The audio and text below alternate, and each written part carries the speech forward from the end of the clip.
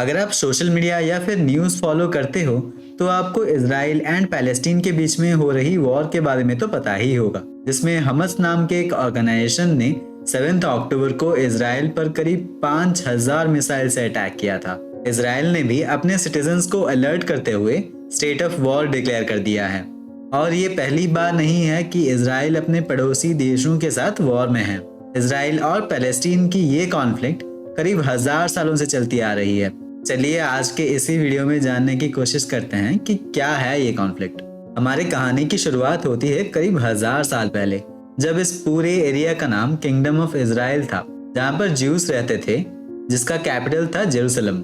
लेकिन टाइम के साथ बहुत सारे एम्पायर्स इजराइल पर अटैक करते हैं और फाइनली वहाँ पर रोमन एम्पायर राज करता है। अब रोमन एम्पायर के राज में एक ज्यू फैमिली में जन्म होता है जीसस क्राइस्ट का। जैसे जैसे जीसस बड़े होते हैं वो लोगों को अपनी अलग टीचिंग्स देना शुरू कर देते हैं। जेरूसलम के एरिया में लोग उनसे बहुत प्रभावित होते हैं और इससे एक नए धर्म की शुरुआत होती है जिसको क्रिश्चियनिटी बोला जाता है। अब जैसे जैसे जीसस की पॉपुलैरिटी ज्यादा बढ़ती जाती है, ज्यादा से ज्यादा लोग उनके पीछे चलने लगते हैं। ये बात ज्यूस को बिल्कुल पसंद नहीं आती। इसकी वजह से एक ज्यू राजा ने जीसस को क्रॉस पे लटकाकर उनकी हत्या करवा दी थी। इससे आगे जाकर ज्यूस को बहुत ज्यादा हेट मिलता है। रोमन एम्पायर में ज्यूस को बहुत बुरी तरीके से मारा जाता है, जिसकी वजह से ज्यूस इजराइल छोड़कर यूरोप के बहुत सारे एरियाज में भाग जाते हैं। फिर करीब 600 एडी के आसपास रोमन एम्पायर को हराकर इजराइल के जगह पर अरब राज करते हैं, जो कि मुस्लिम होते हैं। रोमन एम्पायर के समय पर जो ज्यूस यूरोप में भाग गए थे उनके लिए भी जिंदगी वहाँ इतनी आसान नहीं थी। उन्हें वहाँ भी बहुत ज्यादा हेट का सामना करना पड़ा था। यूरोप में भी जो क्रिश्चियंस थे वो ज्यूस को एक नीची जाति के लोगों की तरह ट्रीट करते थे। ज्यूस के नाम पर बहुत सारी अफवाहें भी फैलाई गई, जैसे कि ज्यूस क्रिश्चियन बच्चों का खून पी जाते हैं या फिर ज्यूस असल में सांप होते हैं। ऐसी सारी अफवाहें ज्यूस के नाम पर फैलाई जाने लगी। इन सब की वजह से ज्यूस को लगने लगता है कि कोई देश उन्हें अपना नहीं मानता। अगर उन्हें सुकून से जिंदा रहना है तो उन्हें खुद का देश बनाना होगा। इसके चलते लेट 1800s में एक नई पॉलिटिकल मूवमेंट की शुरुआत होती है जिसे ज़ायोनिज्म बोला जाता है, जिसमें ज्यूस के लिए एक सेपरेट कंट्री की मांग शुरू होती है। इसकी वजह से 1881 में पहली सबसे लार्ज स्केल माइग्रेशन देखने मिलती है ज्यूस की, वो भी पैलेस्टीन के एरिया में। उस वक्त पैलेस्टीन के एरिया में ऑटोमन एम्पायर रूल करती थी। लेकिन आपके मन में ये सवाल आएगा कि ज्यूस ने पैलेस्टीन के एरिया को ही क्यों चुना। वो इसलिए कि जेरूसलम ज्यूस के लिए एक बहुत होली जगह मानी जाती है, जो कि उस वक्त पैलेस्टीन के अंदर था। अगर हम कुछ साल और फास्ट फॉरवर्ड करेंगे 1914 में, तो वर्ल्ड वॉर 1 शुरू होने वाली होती है। वर्ल्ड वॉर में जर्मनी और ब्रिटेन एक दूसरे से लड़ रहे थे एंड जर्मनी को ऑटोमन एम्पायर सपोर्ट करती थी, जो कि पैलेस्टीन पर राज किया करती थी।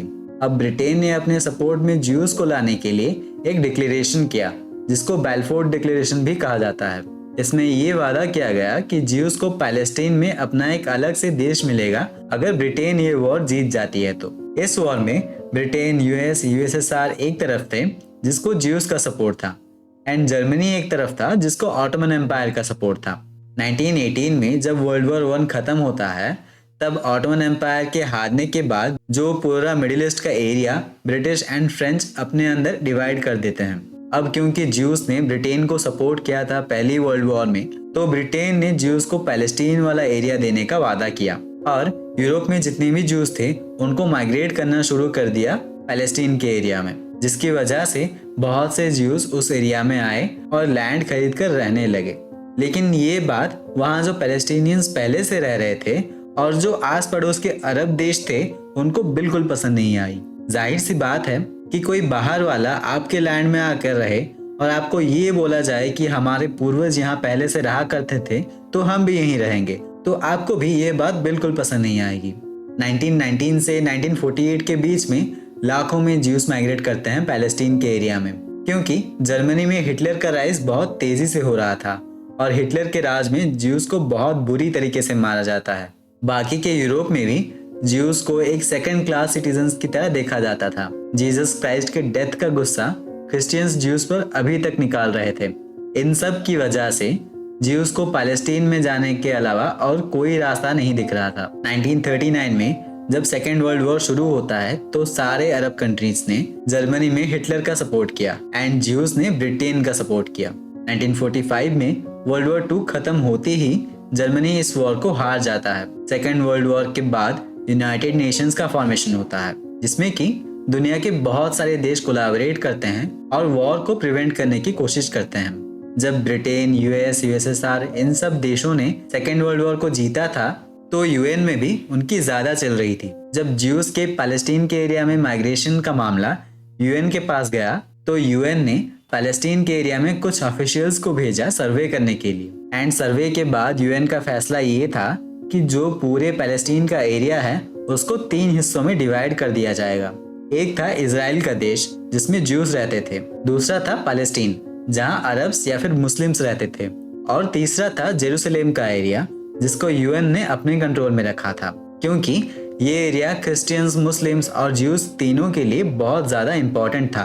तो कॉन्फ्लिक्ट्स अवॉइड करने के लिए यूएन ने इसे अपने कंट्रोल में ही रखा था। पैलेस्टीन को डिवाइड करके जो देश बनाए गए, इस डिसीजन से अरब कंट्रीज बिल्कुल खुश नहीं थे, लेकिन ज्यूज इस बात से बहुत खुश थे कि उनको अलग से अपना एक देश मिल गया।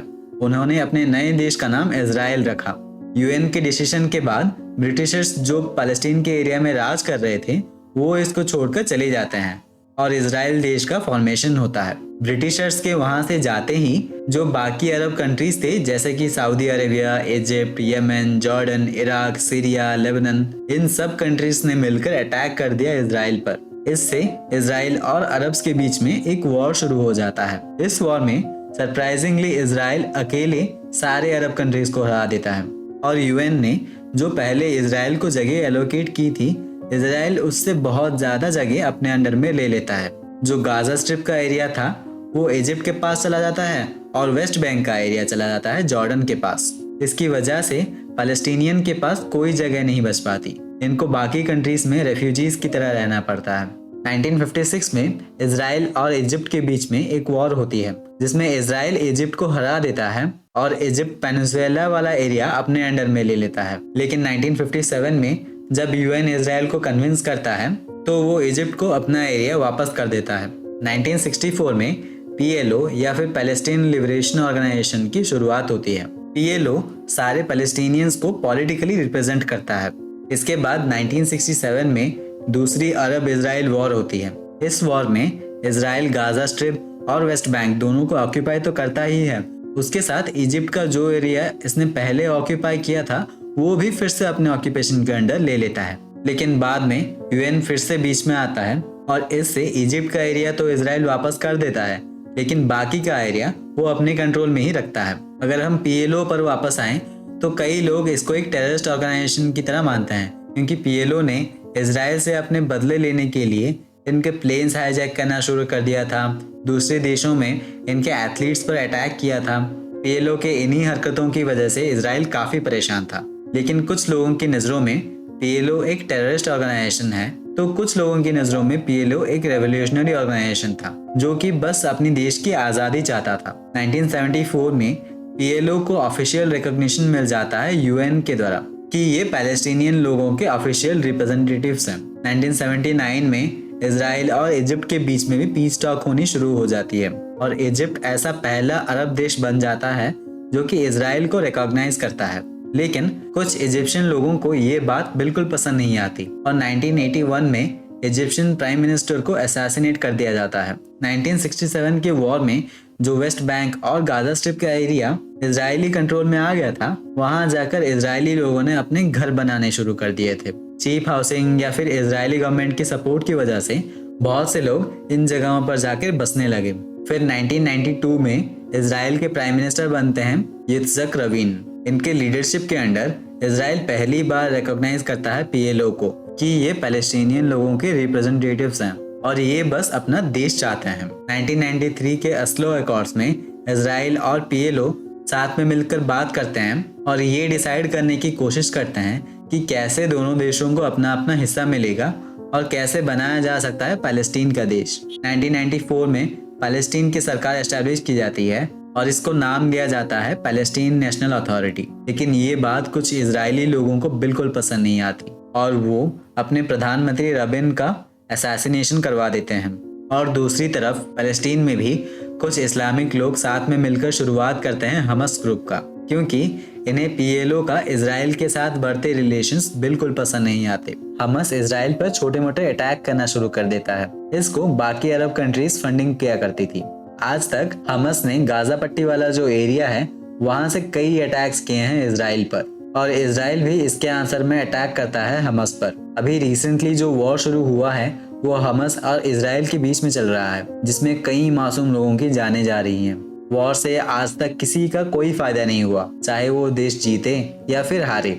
जब वर्ल्ड वॉर 2 में जापान हारा था तब जापान की इकोनॉमिक हालत बहुत खराब थी, लेकिन फिर भी जापान ने हार नहीं मानी और अपनी मेहनत पे दुनिया की 3rd लार्जेस्ट इकोनॉमी बन के दिखाया। उसके बारे में और जानना चाहते हो तो इस वीडियो पर क्लिक करके वो देख सकते हो। मिलते हैं उसी वीडियो में।